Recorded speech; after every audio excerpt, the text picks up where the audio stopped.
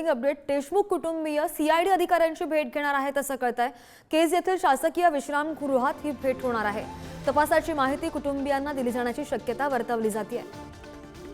आज सुद्धा सकाळी संतोष देशमुख यांचा भाऊ धनंजय देशमुख यांनी टाकीवर चढून 4 तास आंदोलन केलं। मात्र जो काही तपास आतापर्यंत झाला तो पोलिसांनी आम्हाला कळवावा, त्या मागणीसाठी त्यांचं हे आंदोलन होतं। अधिकची माहिती घेऊन आमचे प्रतिनिधी उदय नागरगोजे आपल्या सोबत आहेत। उदय, जसे मुख्यमंत्र्यांनी आदेश दिले आपण पाहिलं आणि त्यानंतर आता सीआयडी अधिकाऱ्यांची कुटुंबीय हे भेट घेणार आहेत असं कळतंय। कधी होणार आहे ही नेमकी भेट?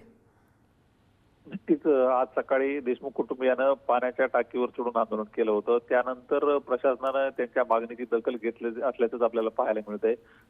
मुख्यमंत्र्यांनी देखील संबंधित अधिकाऱ्यांना फोन केल्याचं समोर आलं होतं। त्यानंतर आता सीआयडीचे जे वरिष्ठ अधिकारी आहेत ते केज येथील विश्रामगृहावर काही वेळात पोहोचत आहेत। तसेच देशमुख कुटुंबीय देखील मसाजोग येथून केजकडे निघाले आहेत। थोड्याच वेळात हे दोघेही या विश्रामगृहाच्या ठिकाणी दाखल होतील आणि या ठिकाणी सीआयडीचे वरिष्ठ अधिकारी देशमुख कुटुंबाची चर्चा करणार असून देशमुख कुटुंबाच्या या केसच्या संदर्भात जे काही प्रश्न आहेत तर त्याची उत्तरं देखील त्यांना मिळण्याची शक्यता आहे। एकंदरीत आपण पाहतो सकाळी जे आंदोलन झालं त्याची कुठेतरी तातडीने दखल घेतली आहे आणि आता थोड्याच वेळात देशमुख कुटुंब सीआयडीच्या अधिकाऱ्यांची देखील भेट घेणार आहेत। श्रद्धा, निश्चित त्याची माहिती घेत राहू उदय। धन्यवाद दिलेल्या सगळ्या सविस्तर माहितीसाठी। तर केज येथील शासकीय विश्रामगृहामध्ये ही भेट होणार आहे आणि तपासाची माहिती कुटुंबियांना दिली जाण्याची शक्यता वर्तवली जाते। उदय, धन्यवाद।